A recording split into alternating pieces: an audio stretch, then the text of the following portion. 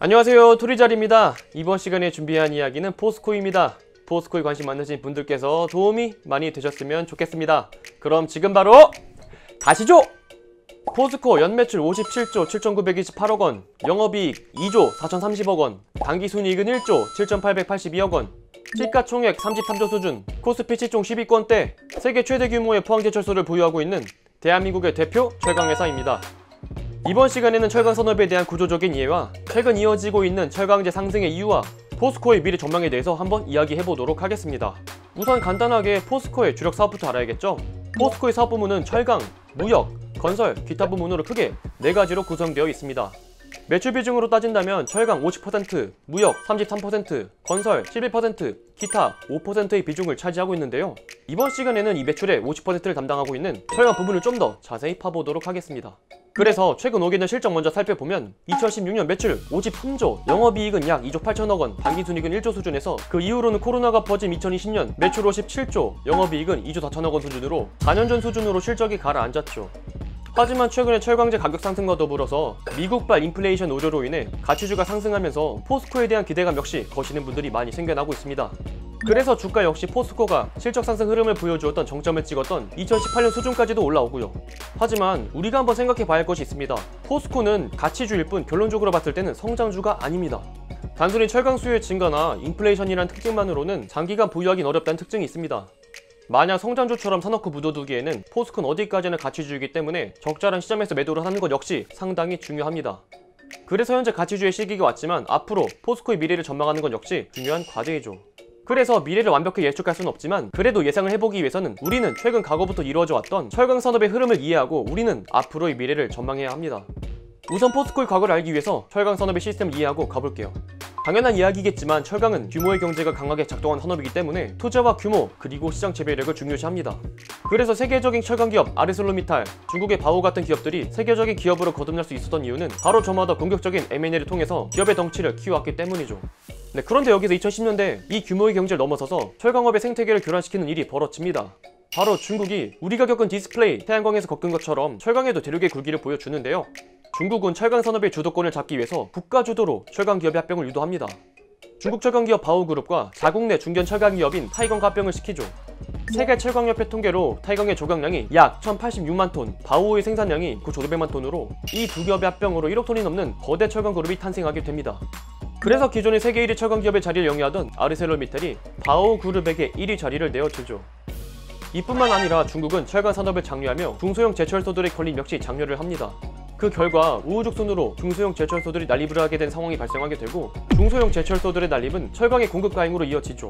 그 결과 중국의 조강 생산량은 2019년 기준 9억 9,630만 톤으로 세계 조강 생산량 점유율의 53.3%를 달하게 됩니다. 하지만 이런 중국의 공격적인 생산 능력 확대는 철강의 공급 과잉으로 이어지고 맙니다. 중국산 값싼 철강제들이 시장이 풀리게 되면서 철강제 가격은 하락하기 시작하고 게다가 2017년 미중 무역 분쟁으로 인해 글로벌 시절 기반 투자들이 약세로 전환되며 세계 철강 수요 증강률이 하락세를 맞이합니다. 게다가 엎친 데 덮친 격으로 2020년에는 코로나로 인해서 주 연관 산업인 자동차, 건설 부문마저 수요가 떨어지면서 수요 역시 마이너스 %로 전환이 되며 결국 철강제는 과잉 공급과 낮은 수요로 인해서 가격이 하락하고 맙니다. 게다가 눈치 없이 철강석 가격 역시 상승하게 되면서 중국발 철강 과잉 공급, 연관 산업 침체, 원자재 가격 상승이라는 3재를 고스란히 받으면서 공급 가격은 하락하는데 원가는 오히려 상승하는 눈물 없이 들을 수 없는 포스코의 집안 상황을 맞이하게 됩니다. 그래서 다시 한번 보여드리지만 포스코의 실적이 이렇게 우하향할 수밖에 없었죠.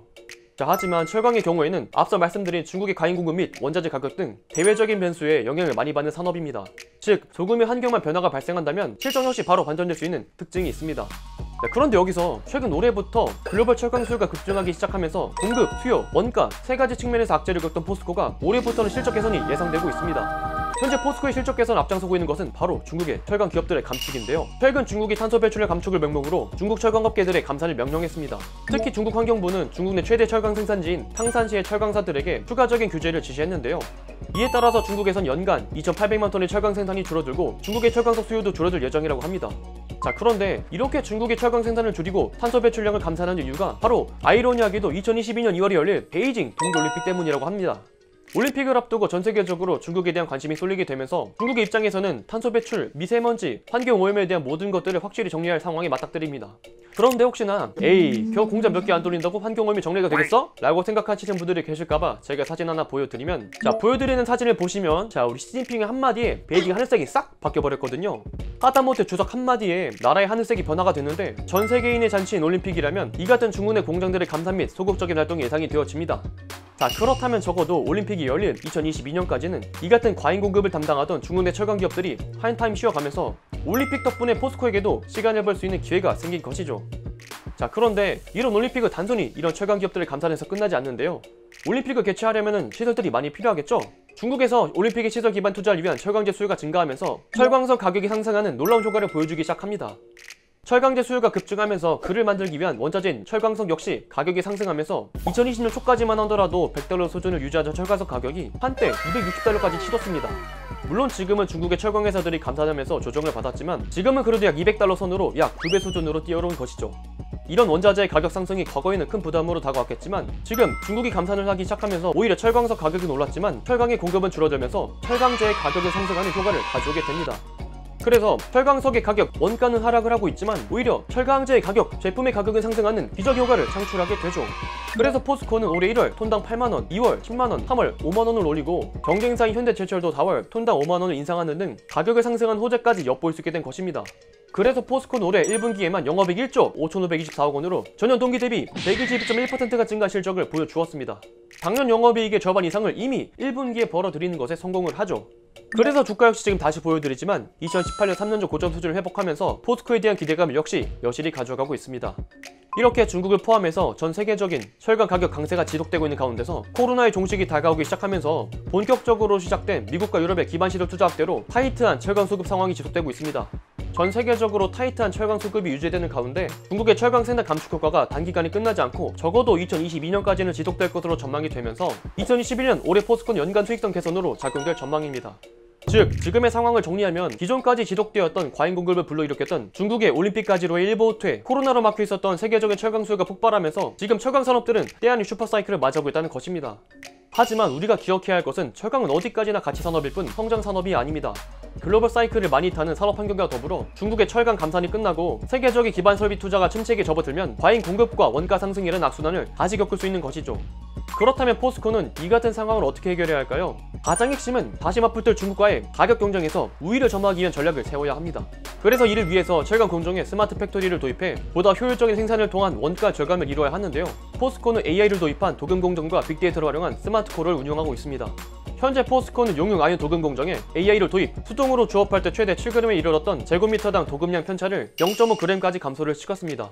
기존 송년공이 2시간마다 고루하부에서 수동으로 노열을 점검하고 육안으로 색을 식별해서 내부온도를 예측했지만 스마트코로 도입 이후에는 센서가 샘물 온도를 실시간으로 측정하고 1시간 뒤의 온도를 예측해 자동 제어가 가능해진 것이죠. 스마트코를 통해서 용선 1톤당 연료 투입량 4kg을 감소시켜서 2016년부터 2019년까지 2,500억 원이 넘는 원가를 절감하기도 했죠. 현재 4차 산업혁명 시대 로봇, AI, 딥러닝 등의 연계를 이제는 생산 설비까지 확장시켜 단순한 규모의 경제 이외에도 원가를 절감할 수 있는 방법을 찾는 것입니다. 게다가 앞으로는 자율주행 자동차, DAB, 하이퍼루프 등 이 분야에 사용될 고부가 가치 제품들이 필요로 하게 될 것입니다. 더욱 가벼우면서도 동일한 강도를 낼 수 있는 고부가 가치 제품들을 제작을 통해 이에 대한 수요 역시 확보한다면 또 하나의 시장 역시 점령할 수 있겠죠. 이는 다시 돌아올 중국과의 경쟁, 세계적인 공급 과잉의 시대 속에서도 포스코만의 강점을 키워나갈 수 있을 것입니다. 코로나로 인해 침체되어 있던 글로벌 설비 투자들이 본격적으로 이루어지기 시작하면서 철강의 수요가 급증하기 시작했습니다. 게다가 철강 가격의 생태계를 교란시켰던 중국이 올림픽을 앞두고 한 템포 쉬어가면서 현재 우리나라 철강기업 포스코, 현대제철에게도 숨을 쉴 수 있는 틈을 주고 있죠. 포스코와 현대제철은 이 기회를 발판 삼아 다시 돌아올 중국의 공급 과잉에 맞설 대비를 해야 할 것입니다. 철강업은 가장 전통적인 자본지각 산업으로 기계장치로 대부분의 기술들이 구현이 됩니다.